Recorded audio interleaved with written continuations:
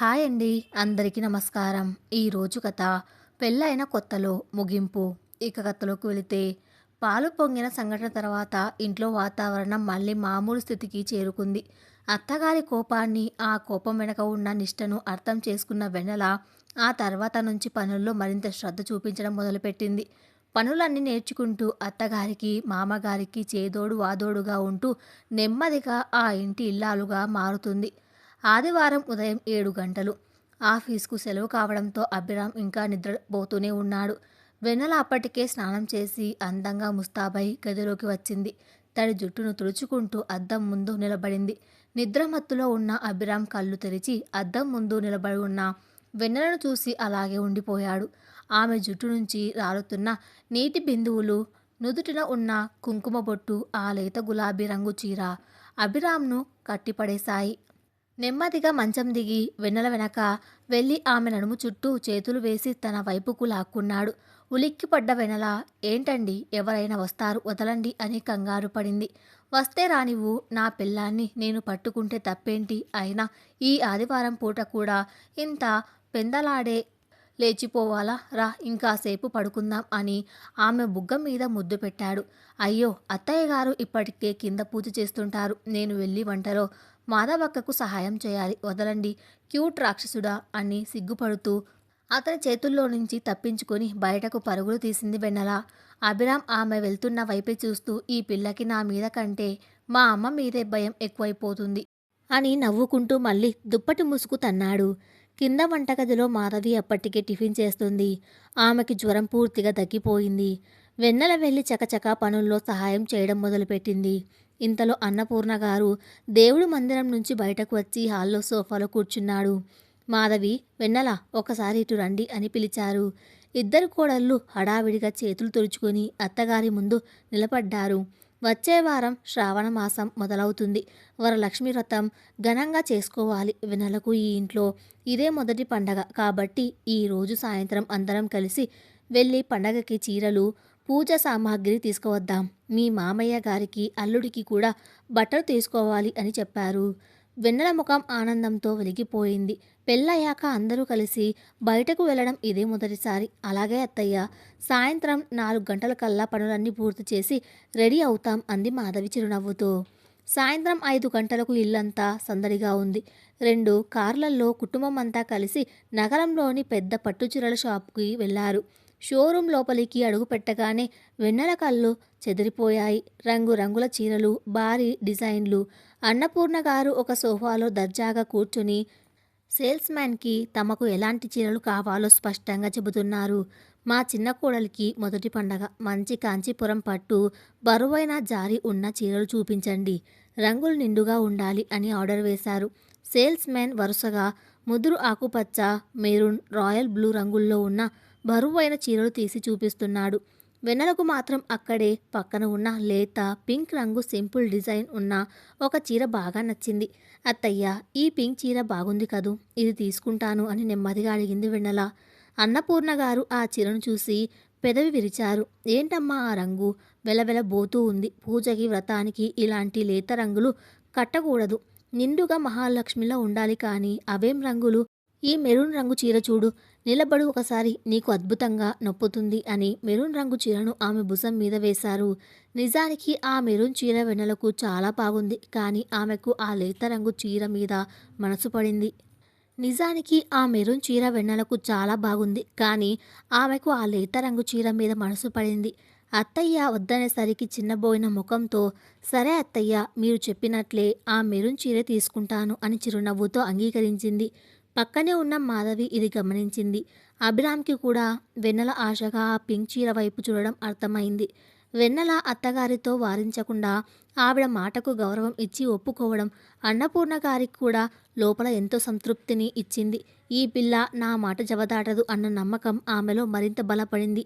Shopping అంతా ముగించుకొని ఇంటికి వచ్చేసరికి రాత్రి 9 గంటలయింది. భోజనాలు ముగిశాక హాల్లో కూర్చుని అందరూ తాము కొన్న బట్టలు మళ్ళీ చూసుకుంటూ ముచ్చట్లు పెట్టుకున్నారు. అన్నపూర్ణ గారు, మాధవి వంటింట్లో సర్దుతున్నారు. విశ్వనాథ్ గారు వెన్నెలను దగ్గరకు పిలిచారు. రా అమ్మా వెన్నెల, ఇలా కూర్చో అని పక్కన కూర్చి చూపించారు. వెన్నెల వినయంగా ఆయన పక్కన కూర్చుంది. ఏంటమ్మా, చీరల షాప్లో మీ అత్తయ్య నీకు నచ్చిన చీర వద్దని, తను చెప్పిన చీర కొనిచ్చిందని బాధపడుతున్నావా అని ఆప్యాయంగా అడిగారు. వెన్నెల కంగారు పడి, అయ్యో లేదు మామయ్య గారు, నాకంటే అత్తయ్య గారికే ఏది బాగుంటుందో బాగా తెలుసు కదా, నాకేం బాధ లేదు అంది. విశ్వనాథ్ గారు నవ్వుతూ, నీ మనసు నాకు తెలుసులే అమ్మా, మీ అత్తయ్య ఎప్పుడూ ఇంతే, తన నిర్ణయమే శాసనం కావాలనుకుంటుంది, కానీ దాని వెనక ఒక కథ ఉంది అంటూ గతాన్ని గుర్తు చేసుకున్నారు. 30 ఏళ్ల క్రితం మీ అత్తయ్య ఈ ఇంటికి కొత్త కోడలిగా వచ్చినప్పుడు తను కూడా అచ్చం నీలాగే ఎంతో భయపడుతూ పద్ధతిగా ఉండేది. మా అమ్మ అంటే మీ అత్తగారు చాలా కఠినంగా ఉండేవారు. అన్నపూర్ణ ఏ పని చేసినా వంకలు పెట్టేవారు. కానీ మీ అత్తయ్య ఎప్పుడూ ఎదురు చెప్పలేదు. పట్టుదలతో అన్నీ నేర్చుకుని ఈ కుటుంబాన్ని తన 2 చేతులతో నిలబెట్టింది. తన కష్టం వల్లే ఈరోజు ఈ ఇల్లు ఇంత పచ్చగా ఉంది. ఆ క్రమంలోనే ఆమెకు తెలియకుండానే ఆ గంభీరత, ఖచ్చితత్వం వచ్చేశాయి. ఆమెకు బయట కోపమే కానీ లోపల తన వాళ్ళు అంటే ప్రాణం ఇస్తుంది. నువ్వు కూడా ఆమె మనసును అర్థం చేసుకుని నడుచుకుంటే ఈ ఇంట్లో నిన్ను మహారాణిలా చూసుకుంటుంది అని చెప్పారు. మామయ్య గారు చెప్పిన మాటలతో వెన్నెలకు అత్తగారి మీద ఉన్న చిన్న భయం కూడా పోయి ఒక గొప్ప గౌరవం ఏర్పడింది. ప్రతి కఠినమైన మనిషి వెనక ఒక పెద్ద పోరాటం ఉంటుందని ఆమెకు అర్థమైంది. రాత్రి 10:30 దాటింది. ఇల్లంతా నిశ్శబ్దంగా ఉంది. వెన్నెల గదిలోకి వచ్చి తను కొనుక్కున్న మెరూన్ పట్టుచీరను అద్దం ముందు పెట్టుకొని చూసుకుంటుంది. ఇంతలో అభిరామ్ వెనక దాచుకున్న చేతులతో చిరునవ్వుతో గదిలోకి వచ్చాడు. ఏంటి మహారాణి, చీరను చూసి మురిసిపోతున్నావా అని అడిగాడు. చాలా బాగుంది కదండి, అత్తయ్య గారు సెలెక్షన్ చేసిన చీర. వ్రతం రోజు ఇది కట్టుకుంటే ఎలా ఉంటుందా అని చూసుకుంటున్నాను అంది వెన్నెల. అభిరామ్ నవ్వి తన వెనక దాచిన కవర్ను ఆమె ముందుకు తెచ్చాడు. అది పూజ సమయంలో కట్టుకో, కానీ ఇది కూడా నీకోసమే అంటూ కవర్ను అందించాడు. వెన్నెల ఆశ్చర్యంగా ఆ కవర్ తెరిచి చూసింది. అందులో షాప్లో తనకు ఇష్టపడిన లేత పింక్ రంగు చీర ఉంది. ఆమె కళ్ళు ఆనందంతో పెద్దవయ్యాయి. ఇది మీరెలా తెచ్చారు? అత్తయ్య గారికి తెలిస్తే ఏమైనా అంటారేమో అని అడిగింది. అభిరామ్ ఆమె బుగ్గలు నిమురుతూ, మా అమ్మకు తెలియకుండా ఎలా తెస్తాను పిచ్చి, షాపింగ్ అంతా అయిపోయి బిల్లింగ్ చేస్తున్నప్పుడు నేను వెళ్ళి ఈ చీరను కూడా ప్యాక్ చేయమన్నాను. అమ్మ చూసి అది కూడా దేనికేరా అని అడిగింది. దానికి నేను నీకు నచ్చిన చీర నా భార్య కట్టుకుంటుంది, నా భార్యకు నచ్చిన చీర నేను కొనిస్తాను అని చెప్పాను. అమ్మకు కూడా చిన్నగా నవ్వి ఊరుకుంది అని చెప్పాడు. వెన్నెల మనసు ఆనందంతో ఉప్పొంగిపోయింది. అత్తగారి మాట కాదనకుండా తను చేసిన త్యాగానికి భర్త ఇచ్చిన ఈ చిన్న బహుమతి 1000 రెట్లు సంతోషాన్ని ఇచ్చింది. వెంటనే అభిరామ్ని గట్టిగా హత్తుకొని, థ్యాంక్ యూ సో మచ్ అండి, మీలాంటి భర్త దొరకడం నా అదృష్టం అని ఎమోషనల్ అయ్యింది. అభిరామ్ ఆమెను తన చేతుల్లో బంధించి, నాకు కావాల్సింది ఈ థ్యాంక్యూలు కాదు వెన్నెల అంటూ కొంటెగా చూశాడు. వెన్నెల సిగ్గుతో ముఖం దాచుకొని అతని ఛాతీలో ఒదిగిపోయింది. ఆ గదిలో వారిద్దరి మధ్య ఉన్న ప్రేమ మరింత గాఢంగా, అందంగా వికసించింది. ఒకరినొకరు అర్థం చేసుకుంటూ కుటుంబ బాధ్యతలను మోస్తూ వారి కొత్త జీవితం మరో అందమైన అధ్యాయంలోకి అడుగుపెట్టింది. శ్రావణ మాసం రానే వచ్చింది. ప్రతి పల్లె, ప్రతి పట్నం పచ్చని తోరణాలతో, పట్టుచీరల రెపరెపలతో కలకలలాడే మాసం ఇది. పెళ్ళైన తర్వాత అత్తవారింట్లో జరుపుకునే మొదటి పండగ కావడంతో వెన్నెల మనసులో చెప్పలేనంత ఉత్సాహం, దాంతో పాటే కొద్దిగా భయం కూడా ఉన్నాయి. పండగ పూట అత్తగారు అన్నపూర్ణ గారి నిష్టలు, నియమాలు చాలా ఖచ్చితంగా ఉంటాయని తోడికోడలు మాధవి ముందే చెప్పడంతో వెన్నెల ప్రతి నిమిషంలోనూ చాలా జాగ్రత్తగా వ్యవహరిస్తుంది. గురువారం సాయంత్రానికి ఇల్లంతా పండగ వాతావరణం సంతరించుకుంది. గుమ్మానికి మామిడి ఆకులు, అరటి స్తంభాలు కట్టారు.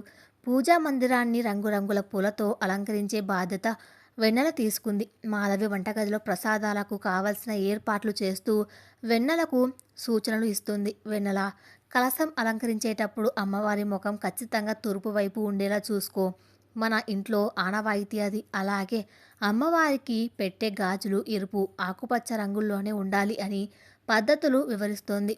వెన్నెల శ్రద్ధగా వింటూ, అలాగే అక్క, మీరు చెప్పినట్లే చేస్తాను. పెళ్ళికి ముందు ఇవన్నీ అమ్మ చేసేది. నేను కేవలం పూలు అలంకరించడానికి మాత్రమే పరిమితం అయ్యేదాన్ని. ఇప్పుడు ఇదంతా నేనే చేస్తుంటే ఏదో తెలియని కొత్త బాధ్యత మోస్తున్న ఫీలింగ్ వస్తుంది అంది నవ్వుతూ.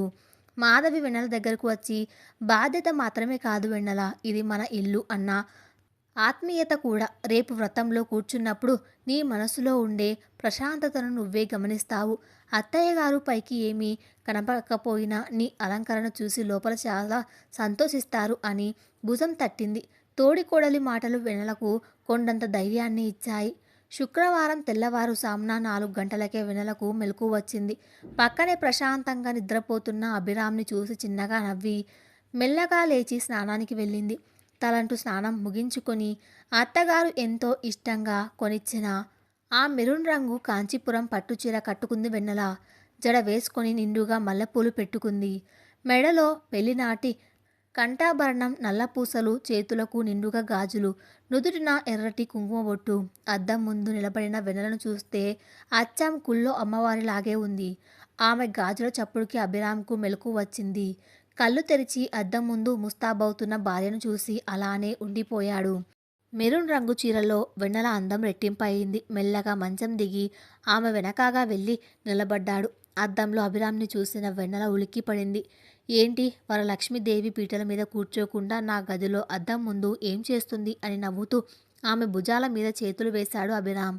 ఆ మాటలకు వెన్నెల బుగ్గలు సిగ్గుతో ఎరుపెక్కాయి. చాలేండి మీ పొగడ్తలు, కింద పనులు బోలెడు ఉన్నాయి, మీరు కూడా త్వరగా రెడీ అయ్యి రండి అని కంగారుగా అంది. అభిరామ్ ఆమెను వదలకుండా ఆయన, అమ్మ సెలక్షన్ సూపర్ వెన్నెల, ఈ మెరూన్ రంగు చీరలో నువ్వు నిజంగా మహాలక్ష్మిలా ఉన్నావు. నేను కొనిచ్చిన పింక్ చీర కంటే ఇదే నీకు అద్భుతంగా నొప్పుతుంది అన్నాడు ఆమె కళ్ళల్లోకి చూస్తూ. అత్తయ్య గారికి ఏది బాగుంటుందో బాగా తెలుసు కదండి, అందుకే ఆవిడ మాటలకు ఎదురు చెప్పలేదు. సరే కాని నన్ను వదలండి, అత్తయ్య గారు పిలుస్తున్నారు అంటూ అతడి చేతుల్లో నుంచి తప్పించుకొని గది బయటకు పరుగులు తీసింది వెన్నెల. కింద హాల్లో అంత సిద్ధంగా ఉంది. పూజాపీఠం మీద వెన్నెల అలంకరించిన వరలక్ష్మీదేవి కలశం ఎంతో అందంగా కలకలలాడుతుంది. అన్నపూర్ణ గారు హడావిడిగా అటు ఇటు తిరుగుతూ పనులు పర్యవేక్షిస్తున్నారు. మెట్లు దిగి వస్తున్న వెన్నెల చూసి అన్నపూర్ణ గారి కళ్ళు క్షణం పాటు ఆగిపోయాయి. తను ఎంపిక చేసిన చీరను కోడలు మారు మాట్లాడకుండా కట్టుకోవడమే కాకుండా అందులో ఎంతో అద్భుతంగా కనిపించడం ఆమెకు లోపల చాలా గర్వంగా అనిపించింది. తన మాటను గౌరవించిన కోడలి మీద ఆవిడకు ఆప్యాయత పెరిగింది. వెన్నెల, రా అమ్మా, పీటల మీద కూర్చో అని మొదటిసారి చాలా మృదువుగా పిలిచారు అన్నపూర్ణ గారు. ఆ పిలుపులోని మార్పు వెన్నెలకు మాధవికి ఇద్దరికీ స్పష్టంగా అర్థమైంది. ఇద్దరు ఒకరినొకరు చూసుకొని చిరునవ్వు నవ్వుకున్నారు. పంతులు గారు మంత్రాలు చదువుతుండగా అభిరామ్ వెన్నెల పూజ కార్యక్రమంలో పాల్గొన్నారు. మాధవి పెద్ద కోడలిగా పక్కనే ఉండి అన్నీ అందిస్తోంది. మామగారు విశ్వనాథ్ గారు ఒక పక్కన కూర్చొని తన కుటుంబం పచ్చగా ఉన్నందుకు దేవుడికి దండం పెట్టుకున్నారు. పూజ జరుగుతున్నంతసేపు అభిరామ్ ఏదో ఒక అల్లరి చేస్తూనే ఉన్నాడు. అక్షంతలు వేయమన్నప్పుడల్లా వెన్నెల చేతిని కావాలని గట్టిగా పట్టుకోవడం, ఆమె చూసినప్పుడు కన్ను గిట్టడం చేస్తున్నాడు. పక్కనే అత్తగారు ఉన్నారన్న భయంతో వెన్నెల కళ్ళతోనే అతన్ని వారిస్తూ ముసిముసిగా నవ్వుకుంటుంది. ఆ దేవుడి సన్నిధిలో వాళ్ళిద్దరి ప్రేమ మరింత పవిత్రంగా, అందంగా అనిపించింది. వ్రతం పూర్తయ్యేసరికి ఉదయం 10 గంటలయింది.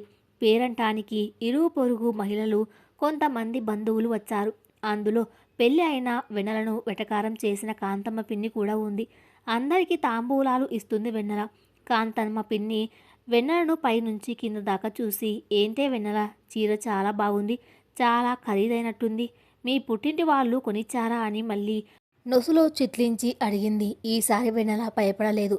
చాలా ప్రశాంతంగా చిరునవ్వుతో, లేదు పిన్ని, అత్తయ్య గారు ఎంతో ఇష్టపడి నా కోసం స్వయంగా సెలెక్ట్ చేసి కొనిచ్చారు అని సమాధానం ఇచ్చింది. పక్కనే ఉన్న అన్నపూర్ణ గారు ఈ మాట విని ఎంతో సంతోషించారు. అవును కాంతమ్మ, నా కోడలికి ఏది కడితే బాగుంటుందో నాకు తెలుసు కదా, అయినా చీర అందం కాదు, నా కోడలి వల్ల ఆ చీరకు అందం వచ్చింది. ఈరోజు పూజా మందిరం అలంకరించిందంతా వెన్నెలే అని అందరి ముందు వెన్నెలను ఆకాశానికి ఎత్తేశారు అత్తయ్య గారు. కాంతమ్మ ముఖం మాడిపోయింది. మిగతా ఆడవాళ్ళంతా వెన్నెలను ఆ ఇంటి పద్ధతిని మెచ్చుకున్నారు. వెన్నెల గుండె సంతోషంతో ఉప్పొంగింది. పుట్టింటిని వదిలి వచ్చిన తనకు అత్తగారు ఇచ్చే ఈ చిన్న చిన్న ప్రశంసలే గొప్ప బహుమతిలాగా అనిపించాయి. మాధవి వెన్నెల దగ్గరకు వచ్చి, చూసావా అత్తయ్య గారి మనస్సు గెలుచుకోవడం ఎంత సులభమో, నువ్వు కేవలం ఆవిడ మాటకు విలువ ఇచ్చావు, దానికి ప్రతిఫలంగా ఆవిడ బంధువుల ముందు నీకు ఎంత గౌరవం ఇచ్చారో అని గుసగుసలు చెప్పింది. మధ్యాహ్నం భోజనాలు ముగిశాక ఇల్లంతా కాస్త ప్రశాంతంగా ఉంది. వెన్నెల తన గదిలోకి వెళ్ళి ఫోన్ తీసుకుని అమ్మ సుజాతకి వీడియో కాల్ చేసింది. ఫోన్ లిఫ్ట్ చేయగానే వెన్నెలను చూసి సుజాత మురిసిపోయింది. అమ్మ చిట్లి, ఎంత బాగున్నావే, అచ్చం గుళ్ళో మహాలక్ష్మిలా ఉన్నావు. వ్రతం బాగా జరిగిందా? అత్తయ్య గారు ఏమైనా అన్నారా అని ఆత్రంగా అడిగింది. వెన్నెల ఉత్సాహంగా అంతా చాలా బాగా జరిగిందమ్మా. అత్తయ్య గారు నన్ను అందరి ముందు ఎంతగా మెచ్చుకున్నారో తెలుసా? ఈ చీర ఆవిడే కొనిచ్చారు. మాధవక్క అయితే అన్ని దగ్గరుండి నేర్పించింది. నాకు అస్సలు భయం వేయలేదమ్మా అని జరిగిందంతా పూసగుచ్చినట్లు చెప్పింది. పక్కనే ఉన్న నాన్న రామచంద్రరావు గారు ఫోన్ తీసుకుని, చూసావా, నేను ముందే చెప్పాను కదా, కొత్త ఇంట్లో ఓర్పుగా ఉంటే అన్నీ మన సొంతం అవుతాయి. నీ పద్ధతి చూసి అన్నపూర్ణ గారు కూడా మారిపోతున్నారు. అల్లుడు గారు ఎలా ఉన్నారమ్మా అని అడిగాడు. ఆయన చాలా బాగున్నారు నాన్న. ఆఫీస్లో బిజీగా ఉన్న పూజ దగ్గర మాత్రం చాలాసేపు ఉన్నారు అని సిగ్గుపడుతూ చెప్పింది. తమ్ముడు హర్ష వెనక నుంచి, ఓహో, బావగారు పూజ మీద కంటే నీ మీదే ఎక్కువ ఫోకస్ చేసినట్లున్నారే అని ఏడిపించాడు. పుట్టింటి వాళ్ళతో మాట్లాడాక వెన్నెల మనసులో ఉన్న చిన్న బెంగ కూడా తీరిపోయింది. సాయంత్రం 5 గంటలవుతుంది. సాయంత్రం దీపారాధన చేసి ముత్తైదవులకు బొట్టు పెట్టడానికి ఏర్పాట్లు జరుగుతున్నాయి. వెన్నెల మెరూన్ చీర మార్చుకొని అభిరామ్ కొనిచ్చిన లేత గులాబీ రంగు చీర కట్టుకుంది. దానికి తగ్గట్టుగా సింపుల్గా డైమండ్ నెక్లెస్ వేసుకొని తలలో గులాబీ పూలు పెట్టుకుంది. ఆ చీరలో వెన్నెల చాలా క్యూట్గా మోడ్రన్గా అనిపిస్తోంది. కిందకు వస్తున్న వెన్నెలను చూసి అభిరామ్ కళ్ళు జిగేల్మన్నాయి. ఉదయం సాంప్రదాయంగా కనిపించిన తన భార్య ఇప్పుడు సింపుల్ అండ్ ఎలిగెంట్గా కనిపించేసరికి అతని మనసు గాలిలో తేలిపోయింది. అన్నపూర్ణ గారు వెన్నెలను చూసి ఒక్క క్షణం ఆశ్చర్యపోయారు. ఉదయం వద్దన్న చీర కట్టుకుందని కోపడతారేమో అని వెన్నెల భయపడింది. కానీ అన్నపూర్ణ గారు చిన్నగా నవ్వి, బాగుంది, ఈ చీర కూడా నీకు చాలా నొప్పింది. అల్లుడు గారి సెలక్షన్ కూడా బాగానే ఉంది అని అభిరామ్ వైపు చూసి నవ్వారు. ఆ మాటతో ఇంట్లో వాళ్ళంతా నవ్వారు. రాత్రి అందరూ భోజనాలు చేశాక అభిరామ్ వెన్నెలను తీసుకుని మేడ మీదకు వెళ్ళాడు. చల్లటి గాలికి వెన్నెల చీర కొంగు ఎగురుతోంది. ఆకాశంలో నిండు చందమామ వాళ్ళిద్దరిని చూసి నవ్వుతున్నట్లున్నాడు. అభిరామ్ వెన్నెల చేతులను తన చేతుల్లోకి తీసుకుని, నిజం చెప్పు వెన్నెల, ఉదయం కట్టుకున్న చీర నాన్నకి అమ్మకి నచ్చింది. ఇప్పుడు కట్టుకున్న చీర నాకు నచ్చింది. కానీ నీకెవరు ఇష్టం అని కొంటెగా అడిగాడు. వెన్నెల అతని భుజం మీద తల వాల్చి, అత్తయ్య గారికి నేను ఒక పద్ధతైన కోడలిగా ఇష్టం. మీకు నేను క్యూట్ భార్యగా ఇష్టం. కానీ నాకు మాత్రం మీ అందరి ముఖాల్లో సంతోషం చూడడమే ఇష్టం. ఈ పండగ నాకు ఒక విషయాన్ని నేర్పించిందండి. కుటుంబం అంటే కేవలం నలుగురు మనుషులు కలిసి ఉండడం కాదు. ఒకరి ఇష్టాలను మరొకరు గౌరవించుకుంటూ ప్రేమగా సాగిపోవడం. అంది చాలా మెచ్యూర్గా. ఆమె మాటలకు ముగ్ధుడైన అభిరామ్ ఆమె నుదుటి మీద సున్నితంగా ముద్దు పెట్టాడు. నువ్వు కేవలం మా ఇంటికి వచ్చిన కోడలివి కాదు వెన్నెల, ఈ ఇంటికి వచ్చిన అదృష్టానివి అన్నాడు ప్రేమగా. ఆ చల్లని వెన్నెల్లో వాళ్ళిద్దరి మనసులు ఒక్కటయ్యాయి. అత్తవారింట్లో ఎదురయ్యే చిన్న చిన్న సంఘర్షణలు, భయాలను దాటుకుంటూ వెన్నెల ఇప్పుడు ఆ ఇంటికి ప్రాణంగా మారుతుంది. శ్రావణమాసం పూజల కోలాహలం తగ్గుముఖం పట్టింది. ఇంట్లో వాతావరణం మళ్ళీ ప్రశాంతంగా యథావిధిగా మారిపోయింది. పెళ్ళయి దాదాపు 2 నెలలు కావస్తుండడంతో వెన్నెల ఆ ఇంటి వాతావరణానికి, పనులకు పూర్తిగా అలవాటు పడిపోయింది. అత్తగారు అన్నపూర్ణ గారి కనుసన్నుల్లో పనిచేయడం, తోడికోడలు మాధవితో కలిసి వంటింటి బాధ్యతలు పంచుకోవడం, భర్త అభిరామ్ అల్లరిని భరించడం వెన్నెల దినచర్యగా మారిపోయాయి. అదే సమయంలో మాధవి భర్త అంటే అభిరామ్ అన్నయ్య కార్తిక్ వ్యాపార పనుల నిమిత్తం వేరే ఊరు నుంచి తిరిగి వచ్చాడు. కార్తిక్ చాలా నెమ్మదస్తుడు, బాధ్యత గలవాడు. కార్తిక్ మాధవీల జోడిని చూస్తే వెన్నెలకు ముచ్చటేసేది. పెద్దవాళ్లకు ఇవ్వాల్సిన గౌరవం, ఒకరినొకరు అర్థం చేసుకునే విధానం వారిలో స్పష్టంగా కనిపించేవి. ఒక శనివారం ఉదయం ఇంట్లో అందరూ టిఫిన్ చేస్తున్న సమయంలో అన్నపూర్ణ గారికి ఒక ఫోన్ వచ్చింది. ఫోన్ మాట్లాడుతూనే ఆవిడ ముఖం కొద్దిగా ఆందోళనగా మారింది. ఏమైందమ్మా అని అడిగాడు అభిరామ్. విజయవాడలో ఉన్న మీ పెద్దమ్మకు కొద్దిగా ఒంట్లో బాగాలేదట. నిన్న రాత్రే హాస్పిటల్ చేర్చారట. నేను మీ నాన్నగారు వెంటనే బయలుదేరాలి అన్నట్లు మాధవి, రేపు మీ నాన్నగారి షష్ఠి పూర్తి వేడుక కదా, మీరు ఈ రోజే మీ పుట్టింటికి బయలుదేరాలి కదా అన్నారు అన్నపూర్ణ గారు. మాధవి తల ఊపుతూ, అవును అత్తయ్య, కార్తిక్ నేను మధ్యాహ్నం బయలుదేరతాం అంది. వెంటనే అన్నపూర్ణ గారు వెన్నెల వైపు చూశారు. వెన్నెల, నేను మీ మామయ్య గారు విజయవాడ వెళ్తున్నాం. వస్తే రేపు రాత్రికి వస్తాం, లేదా సోమవారం ఉదయం వస్తాం. కార్తిక్ మాధవి వాళ్ళ ఊరు వెళ్తున్నారు. ఈ 2 రోజులు ఇల్లు చూసుకునే బాధ్యత నీదే. ఉదయం సాయంత్రం దీపారాధన చేయడం మర్చిపోకు. గడపకు పసుపు కుంకుమలు అలాగే ఉండాలి. ఏవి పడితే అవి బయట నుంచి తెప్పించుకొని తినకండి. ఇంట్లోనే వండుకొని తినండి. తలుపులు గడియలు సరిగ్గా వేసుకోండి అని బాధ్యతల చిట్టు విప్పారు. వెన్నెల కొద్దిగా కంగారు పడుతూనే అలాగే అత్తయ్య, మీరు నిశ్చింతంగా వెళ్ళిరండి. విశ్వనాథ్ గారు, అన్నపూర్ణ గారు ఉదయం 11 గంటలకల్లా బయలుదేరారు. మధ్యాహ్నం 2 గంటలకు కార్తీక్, మాధవి కూడా వాళ్ళ ఊరికి కారులో వెళ్ళిపోయారు. ఇంత పెద్ద ఇంట్లో ఇప్పుడు కేవలం అభిరామ్, వెన్నెల మాత్రమే మిగిలారు. మాధవి వాళ్ళు వెళ్ళగానే అభిరామ్ గబగబా వెళ్ళి ప్రధాన గుమ్మానికి గడియ వేశాడు. వెనక్కి తిరిగి చూసేసరికి వెన్నెల సోఫాలో కూర్చొని టీవీ రిమోట్ తీస్తుంది. అభిరామ్ చిరునవ్వుతో ఆమె దగ్గరకు వెళ్ళి అమాంతం ఆమెను తన చేతుల్లోకి ఎత్తుకున్నాడు. ఏంటండి ఈ అల్లరి? కిందికి దించండి. ఎవరైనా చూస్తారు అని కంగారు పడింది వెన్నెల. ఎవరు చూస్తారు మహారాణి? ఇంట్లో ఎవ్వరూ లేరు. నాకైతే 2 రోజులు స్వాతంత్రం వచ్చినంత సంతోషంగా ఉంది. అమ్మా నాన్న లేరు, అన్నయ్య వదిన లేరు. కేవలం నువ్వు నేను. ఈ 2 రోజులు ఫుల్ ఎంజాయ్ చేద్దాం. ముందు ఓ మంచి రొమాంటిక్ మూవీ పెడతాను ఆగు అంటూ ఆమెను కిందకు దించి టీవీ ఆన్ చేశాడు. వెన్నెల నవ్వుకుంటూనే, మీరు ఎంజాయ్ చేయాలని ఉంటే చెయ్యండి, కానీ నాకు అత్తయ్య గారు బోలెడు పనులు చెప్పారు. సాయంత్రం దీపారాధన చెయ్యాలి. మీకు ఇష్టమైన రొయ్యల కూర వండాలి. నాకు అస్సలు తీరిక లేదు అని వంటగది వైపు అడుగులు వేసింది. అబ్రామ్ ఆమె చెయ్యి పట్టుకుని ఆపి, అరే పిచ్చి, అమ్మ లేనప్పుడు వంట చేయడం దేనికి? ఆన్లైన్లో బిర్యానీ ఆర్డర్ చేద్దాం, హాయిగా తిని పడుకుందాం అన్నాడు. అబ్బే, అదంతా కుదరదు. అత్తయ్య గారు బయట ఫుడ్ తినొద్దని ఖచ్చితంగా చెప్పారు. ఆవిడ నమ్మి ఇల్లు అప్పగించి వెళ్ళారు. ఆవిడ నమ్మకాన్ని నేను వమ్ము చేయను. మీరు వెళ్ళి స్నానం చేసి రండి, నేను వంట మొదలు పెడతాను అని చెప్పి ముఖం తిప్పుకొని వంటగదిలోకి వెళ్ళిపోయింది. అభిరామ్ నవ్వుకుంటూ, అమ్మో, నా పెళ్ళాం నాకంటే మా అమ్మకి ఎక్కువ విలువిస్తుంది. మంచిదే, ఈ ఇల్లాలు గారి పట్టుదలో నా అల్లరో ఏదో ఒకటి తేలిపోవాలి అనుకున్నాడు. వెన్నెల వంటగదిలో స్టవ్ మీద కడాయి పెట్టి రొయ్యల కూర చేయడానికి ఉల్లిపాయలు వేయిస్తుంది. అప్పుడే స్నానం చేసి వచ్చిన అభిరామ్ తువ్వాలుతో జుట్టు తుడుచుకుంటూ వంటగదిలోకి వచ్చాడు. వెన్నెల దృష్టి అంతా వంట మీదే ఉంది. ఆమె నడుముకి అడ్డంగా 2 చేతులు వేసి గట్టిగా అత్తుకున్నాడు అభిరామ్. ఆమె భుజం మీద అడ్డంగా ఆనించి, గుమగుమలాడుతుంది కూర లేక నువ్వా అని కొంటగా గుసగుసలాడాడు.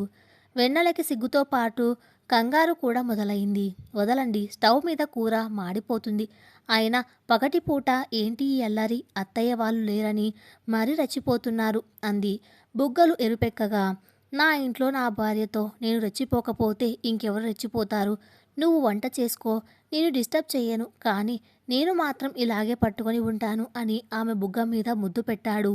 ఆ అల్లరి, ఆమె ప్రేమ వెన్నెలకు ఒక పక్క చాలా ఆనందాన్ని ఇస్తున్నా, ఇంకో పక్క పనులు కాలేదన్న టెన్షన్. వంటగదిలో ఇద్దరి మధ్య క్యూట్ ఫైట్ జరుగుతుండగా సడన్గా కాలింగ్ బెల్ మోగింది. ఇద్దరు ఒక్కసారిగా ఉలిక్కిపడ్డారు. ఎవరై ఉంటారు? అత్తయ్య గారు ఏమైనా మర్చిపోయి వెనక్కి వచ్చేస్తారా అని భయపడింది వెన్నెల. అమ్మ వస్తే కారు సౌండ్ వస్తుంది కదా, ఎవరో తెలిసిన వాళ్ళై ఉంటారు, ఆగు నేను చూసి వస్తాను అని తువ్వాలు తీసేసి చొక్కా వేసుకుని హాల్లోకి వెళ్ళాడు అభిరామ్. అభిరామ్ వెళ్ళి తలుపు తీయగానే ఎదురుగా నిలబడి ఉన్న మనిషిని చూసి అతనికి ఫ్యూజులు ఎగిరిపోయాయి. అక్కడ ఉన్నది మరెవరో కాదు, మొన్న వరలక్ష్మి వ్రతం రోజు వెన్నెలను చీర గురించి వెటకారం చేసిన కాంతమ్మ పిన్ని. ఆమె చేతిలో ఒక చిన్న బ్యాగ్ కూడా ఉంది. ఏంట్రా అభి, అలా దెయ్యాన్ని చూసినట్లు చూస్తున్నావు? నేను వస్తే నీకు ఇష్టం లేదా అంది లోపలికి వస్తూ. అదేం లేదు పిన్ని, నువ్వు మామూలుగా ఫోన్ చేసి వస్తావు కదా, ఈరోజు సడన్గా వచ్చేసరికి ఆశ్చర్యపోయాను. రా కూర్చో అన్నాడు కంగారును దాచుకుంటూ. కాంతమ్మ సోఫాలో కూర్చొని, మీ పెద్దనాన్నకి సిటీలో ఏదో పని ఉంటే కారులో వచ్చామురా, ఆయన పని చూసుకొని సాయంత్రం వస్తారు. ఈ రాత్రికి ఇక్కడే పడుకొని రేపు ఉదయం ఊరికి వెళ్తాము. మీ అమ్మ ఏది? అన్నపూర్ణక్క అని కేక వేసింది. అభిరామ్ నీళ్లు నములుతూ, అమ్మ నాన్న పెద్దనాన్నను చూడడానికి ఉదయం విజయవాడ వెళ్లారు పిన్ని. అన్నయ్య వాళ్ళు కూడా వదిన పుట్టింటికి వెళ్ళారు. ఇంట్లో నేను వెన్నెల మాత్రమే ఉన్నాము అని చెప్పాడు. ఆ మాట వినగానే కాంతమ్మ కళ్ళు మెరిశాయి. అవునా, పెద్దవాళ్ళెవరూ లేరన్నమాట. కొత్త కోడలికి ఇల్లు అప్పగించి వెళ్ళారంటే ఇల్లు ఎలా ఏడుస్తుందో ఏమో. అయినా వెన్నెలకు ఇంటి పనులు సరిగ్గా రావు అని మీ అమ్మే నాతో ఒకసారి అంది. ఏది ఎక్కడ ఉందో కోడలు గారు, పగటిపూడే పడుకొని నిద్రపోతున్నారా ఏంటి అని తన వగరుబోతుతనాన్ని బయటపెట్టింది కాంతమ్మ. ఈలోపు వంటగదిలో నుంచి చేతులు తుడుచుకుంటూ వెన్నెల హాల్లోకి వచ్చింది. కాంతమ్మను చూడగానే ఆమె గుండె ఆగినంత పనయింది. అత్తగారి కంటే ఈ కాంతమ్మ పిన్ని చాలా డేంజర్ అని ఆమెకు తెలుసు. తను ఏ చిన్న తప్పు చేసినా వెంటనే అత్తగారికి ఫోన్ చేసి కంప్లైంట్ చేస్తుందని, దేనిలోనూ వంకలు దొరకకుండా చూసుకోవాలని వెన్నెల మనసులో గట్టిగా నిర్ణయించుకుంది. నమస్కారం పిన్ని, ఎప్పుడు వచ్చారు అని చాలా మర్యాదగా పలకరించింది. ఇప్పుడే వచ్చానమ్మా, అన్నపూర్ణక్క లేదు కదా, అంటే ఈ పూటకి నా ప్రాణాలు నీ చేతిలో అన్నమాట. ఏం కూరలు చేశావు? నాకు బీపీ షుగర్ ఉన్నాయి, మసాలాలు ఎక్కువగా తినను, వంటలు జాగ్రత్త సుమా అని వెటకారంగా అంది. వెన్నెల చిరునవ్వుతో అయ్యో మీకోసం ప్రత్యేకంగా వండుతానండి, మీరు వెళ్ళి ఫ్రెష్ అవ్వండి, నేను మీకు వేడివేడిగా ఫిల్టర్ కాఫీ తీసుకువస్తాను అని చెప్పి గది చూపించింది. కాంతమ్మ గదిలోకి వెళ్ళగానే అభిరామ్ తల పట్టుకున్నాడు. మనం ఎంతో ప్లాన్ చేసుకుంటే ఈవిడ వచ్చి మన వీకెండ్ని పాడు చేసింది వెన్నెల. నాకు ఎందుకో ఈవిడ అంటే చిరాకు, వంటలు బాలేదు, అది ఇది అని వంకలు పెట్టి మన ప్రాణాలు తీస్తుంది. నేను వెళ్ళి బయట హోటల్ నుంచి మంచి భోజనం తెస్తాను అన్నాడు. వెన్నెల కళ్ళు పెద్దవి చేసి అస్సలు వద్దు, మీరు బయట నుంచి తెచ్చారని తెలిస్తే ఆవిడ ఊరుకుంటుందా? అత్తయ్య గారికి ఫోన్ చేసి నీ కోడలికి వంట రాదు, నాకేమో బయట ఫుడ్ పెట్టారు అని గొడవ చేస్తుంది. అత్తయ్య గారి పరువు పోతుంది. మీరేం కంగారు పడకండి, ఆవిడకు ఏం కావాలో నేను చేసి పెడతాను, మీరు వెళ్ళి టీవీ చూడండి అని అభిరామ్ని సోఫాలో కూర్చోబెట్టి వంటగదిలోకి వెళ్ళింది. కేవలం అరగంట వ్యవధిలో వెన్నెల కాంతమ్మ కోసం ఒక చప్పడి కూర, మిరియాల రసం, వేడివేడి అన్నం, కొద్దిగా నెయ్యి సిద్ధం చేసింది. అభిరామ్కి తనకు ఇష్టమైన రొయ్యల కూర ఎలాగూ చేసింది కాబట్టి దాన్ని పక్కన పెట్టింది. కాంతమ్మ స్నానం చేసి హాల్లోకి రాగానే వెన్నెల డైనింగ్ టేబుల్ అలంకరించి భోజనానికి పిలిచింది.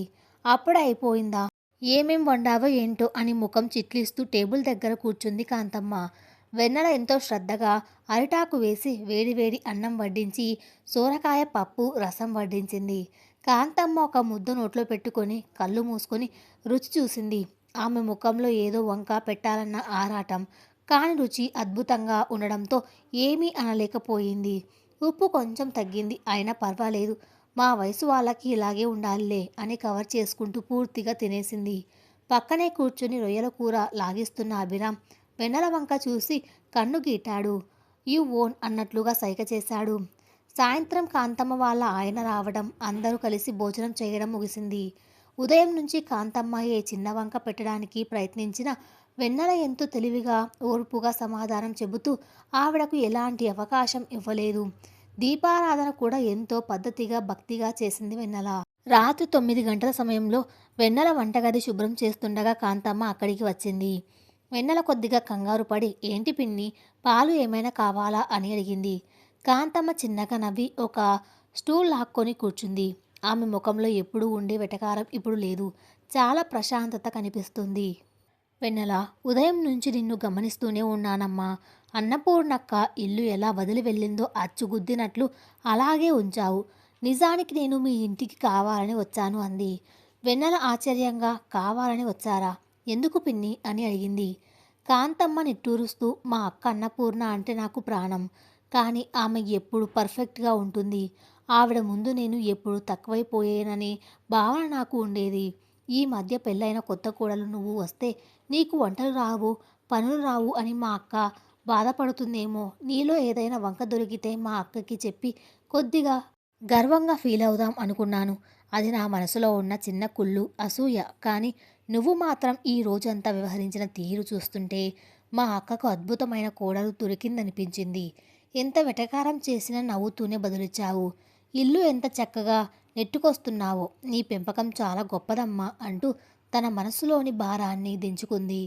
ఆ మాటలు విన్న వెన్నెలకు ఆశ్చర్యంతో పాటు ఆమె మీద జాలి కూడా కలిగింది.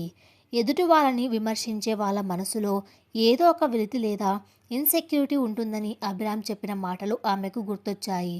వెన్నెల కాంతమ్మ చేతులు పట్టుకొని పిన్ని, మీరేం బాధపడకండి, అత్తయ్య గారి స్థానం అత్తయ్య గారిదే, మీ స్థానం మీదే, మీ ఇద్దరి మధ్య పోలిక లేదు, మీరు మా ఇంటికి రావడం నాకు చాలా సంతోషంగా ఉంది అని ఆప్యాయంగా చెప్పింది.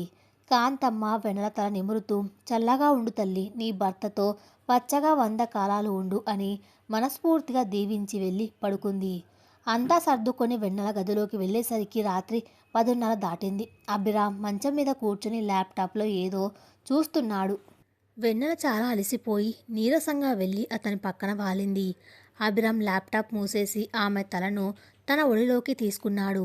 సున్నితంగా ఆమె నుదురు నిమురుతూ, సారీ వెన్నెల, నీకు ఈ 2 రోజులు రెస్ట్ లేకుండా పోయింది. కాంతమ్మ పిన్ని వచ్చి నీ ప్రాణాలు తీసింది అన్నాడు బాధగా. వెన్నెల కళ్ళు మూసుకునే చిరునవ్వుతో, లేదండి, నాకు చాలా సంతోషంగా ఉంది. కాంతమ్మ పిన్ని కూడా అత్తయ్య గారు నన్ను చూసి గర్వపడాలి అనే అనుకుంటున్నారు. ఈరోజు నేను కేవలం ఒక కోడలిగా కాకుండా ఈ ఇంటి ఇల్లాలుగా నా బాధ్యతను నెరవేర్చినట్లు అనిపించింది అని కాంతమ్మతో జరిగిన సంభాషణను వివరించింది. అభిరామ్ ఆశ్చర్యపోయాడు. ఎప్పుడు అందరినీ విమర్శించే కాంతమ్మ పిన్నితోనే శభాష్ అనిపించుకున్న తన భార్య పరిణితికి అతను ముగ్ధుడయ్యాడు. నువ్వు నా గుండెల్నే కాదు వెన్నెల, మా ఇంటిని, నా వాళ్ళ మనసును కూడా పూర్తిగా జయించేస్తున్నావు. నీలాంటి భార్య నాకు దొరకటం నా అదృష్టం అంటూ ఆమె నుదుటి మీద ప్రేమగా ముద్దు పెట్టాడు.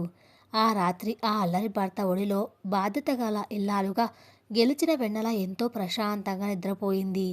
తెల్లవారి అత్తగారు వస్తే తాను ఇల్లు చక్కబెట్టిన విధానం చూసి ఎంత సంతోషిస్తారో అన్న ఊహే ఆమెకు మధురమైన కలను మిగిల్చింది.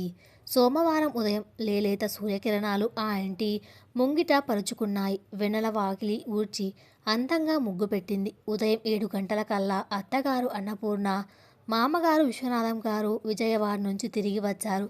ఇంట్లోకి అడుగు పెట్టగానే ఆ ఇంటి వాతావరణం శుభ్రత చూసి అన్నపూర్ణ గారికి మనసులో ఏదో తెలియని ప్రశాంతత కలిగింది.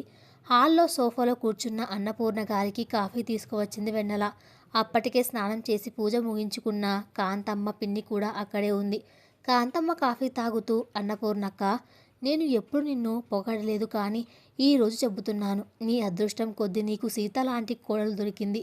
ఈ 2 రోజులు ఈ పిల్ల ఇల్లు చక్కపట్టిన విధానం, నాకు చేసిన మర్యాద చూస్తే నాకే ముచ్చటేసింది.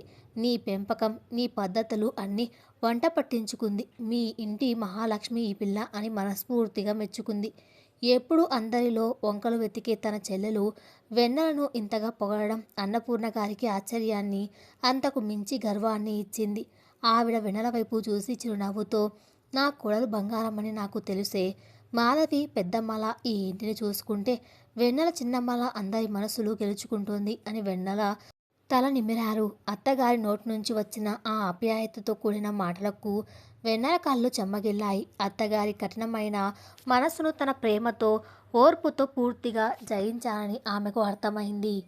కాలం చక్రంలా తిరుగుతూనే ఉంది. వెన్నెల అత్తగారింటికి వచ్చి అప్పుడే 6 నెలలు గడిచిపోయాయి. ఆ రోజు వెన్నెల పుట్టింటికి, అత్తవారింటికి ఇద్దరికీ ఎంతో ప్రత్యేకమైన రోజు. పెళ్ళైన తర్వాత వస్తున్న వెన్నెల మొదటి పుట్టినరోజు. ఉదయాన్నే లేచేసరికి గది అంతా గులాబీ పూలతో, బెలూన్లతో అలంకరించి ఉంది. అభిరామ్ చిరునవ్వుతో ఆమెకు హ్యాపీ బర్త్డే మహారాణి అని చెవిలో గుసగుసలాడాడు. కిందకు వెళ్ళేసరికి ఇల్లంతా సందడిగా ఉంది. తోడికోడలు మాధవి స్వయంగా వెన్నెలకు ఇష్టమైన వంటకాలన్నీ చేస్తుంది. సాయంత్రం అందరూ కలిసి వెన్నెల పుట్టినరోజును ఘనంగా జరుపుకోవాలని ప్లాన్ చేశారు. అభిరామ్ స్వయంగా వెళ్ళి వెన్నెల కోసం ఒక అద్భుతమైన కేక్ తీసుకువచ్చాడు. అది అచ్చం వెన్నెలకు ఇష్టమైన రుచితో, తెల్లటి ఫ్రోస్టింగ్తో, పైన చాక్లెట్ గార్నిష్, సన్నగా తురిమిన నట్స్, సరిగ్గా మధ్యలో ఎర్రటి చెర్రీతో చాలా అందంగా అలంకరించి ఉంది. సాయంత్రం 6 గంటలకు వెన్నెల తల్లిదండ్రులు సుజాత, రామచంద్రరావు, తమ్ముడు హర్ష అందరూ వచ్చారు. పుట్టినరోజు వేడుక కోసం వెన్నెల ఎంతో అందంగా ముస్తాబైంది. పచ్చని రంగు సాంప్రదాయమైన పట్టుచీర కట్టుకొని మెడలో అత్తగారు బహుమతిగా ఇచ్చిన భారీ బంగారు హారం వేసుకుంది. చేతులకు నిండుగా గాజులు, నుదుటిన సింధూరంతో అచ్చమైన తెలుగింటి ఇల్లాలులా మెరిసిపోతుంది వెన్నెల. కూతురిని ఆ అలంకరణలో ఆ ఇంటి వాళ్ళందరి మధ్య మహారాణిలా చూసి రామచంద్రరావు గారి గుండె ఆనందంతో నిండిపోయింది. ఆయన వెన్నెల దగ్గరకు వచ్చి, అమ్మ చిట్టి, పెళ్ళికి ముందు నేను చెప్పిన మాటలు గుర్తున్నాయి కదా. ప్రేమతో ఒక ఇంటిని ఎలా గెలుచుకోవాలో నువ్వు నిరూపించావు. ఈరోజు నిన్ను చూస్తుంటే నాకు చాలా గర్వంగా ఉంది తల్లి అని కన్నీరు తుడుచుకున్నారు. అందరి కలతాళ ధ్వనుల మధ్య వెన్నెల ఆ అందమైన కేక్ కట్ చేసి మొదటి ముక్క భర్త అభిరామ్కి, ఆ తర్వాత అత్తగారికి, పుట్టింటి వాళ్ళకి అందించింది. ఇల్లంతా నవ్వులతో, సంతోషాలతో నిండిపోయింది. రాత్రి అందరూ భోజనాలు చేసి బంధువులంతా వెళ్ళిపోయారు. ఇల్లంతా ప్రశాంతంగా మారింది. అభిరామ్, వెన్నెల తమ గదిలోని బాల్కనీలో నిలబడి ఆకాశంలోని నక్షత్రాలు చూస్తున్నారు. అభిరామ్ ఆమెను వెనక నుంచి ఆప్యాయంగా కౌగిలించుకుని, ఏంటి వెన్నెల, చాలా ఆలోచనలో ఉన్నావు? పుట్టినరోజు వేడుక నచ్చిందా అని అడిగాడు. నా జీవితంలో ఇంతకంటే అందమైన రోజు ఇంకొకటి ఉండదండి. నాకు ఎప్పుడూ ఒక కోరిక ఉండేది. నా ఆలోచనలు, నా అనుభవాలను అక్షరాల్లో పెట్టాలని. ప్రతి ఆడపిల్లకి పెళ్ళంటే ఒక భయం ఉంటుంది. అత్తగారి ఇల్లు అంటే ఒక అపోహ ఉంటుంది. కానీ ప్రేమ, సహనం, ఓర్పు ఉంటే ఎలాంటి మనిషినైనా గెలుచుకోవచ్చు అని నా ఈ 6 నెలల ప్రయాణం నాకు నేర్పింది. అందుకే నా ఈ అనుభవాలన్నిటినీ ఒక కథలా రాద్దామని నిర్ణయించుకున్నాను. అభిరామ్ ఆశ్చర్యంగా చూస్తూ, అద్భుతమైన ఆలోచన వెన్నెలా, ఎక్కడ రాస్తావు అని అడిగాడు. నేను రోజు కథలు చదివే ప్లాట్ఫామ్లోనే రాస్తాను. మన ఇద్దరి కథ, అత్తయ్య గారి ప్రేమ, మాధవక్క ఆప్యాయత అన్నీ అందులో పంచుకుంటాను. దానికి పెళ్ళి అయిన కొత్తలో అని పేరు పెడతాను అని ఎంతో ఉత్సాహంగా చెప్పింది వెన్నెల. అభిరామ్ ఆమె నుదుటి మీద ప్రేమగా ముద్దు పెట్టి, నీ ప్రతి అడుగులో, ప్రతి అక్షరంలో నేను నీకు తోడుగా ఉంటాను కన్నా. నువ్వు గొప్ప రచయిత్రివి అవ్వాలి అని ఆశీర్వదించాడు. ఆ చల్లని రాత్రి గాలిలో వాళ్ళిద్దరి మధ్య ఉన్న ప్రేమ మరింత గాఢంగా అల్లుకుంది. పెళ్ళైన కొత్తలో మొదలైన చిన్న చిన్న భయాలు, కన్నీళ్లు, అపోహలు అన్నీ ఇప్పుడు మధురమైన జ్ఞాపకాలుగా మారిపోయాయి. అత్తగారింటిని తన స్వంత ఇంటిలా మార్చుకున్న వెన్నెల ఇప్పుడు తన జీవితాన్ని అక్షరాల్లోకి అనువదిస్తూ మరో కొత్త ప్రయాణానికి నాది పలికింది. కుటుంబం అంటే రాజీ పడడం కాదు, రాగాలు పంచుకోవడం అని నిరూపించిన వెన్నెల కథ ఇక్కడితో ఒక అందమైన ముగింపును చేరుకుంది. సమాప్తం. Thanks for listening.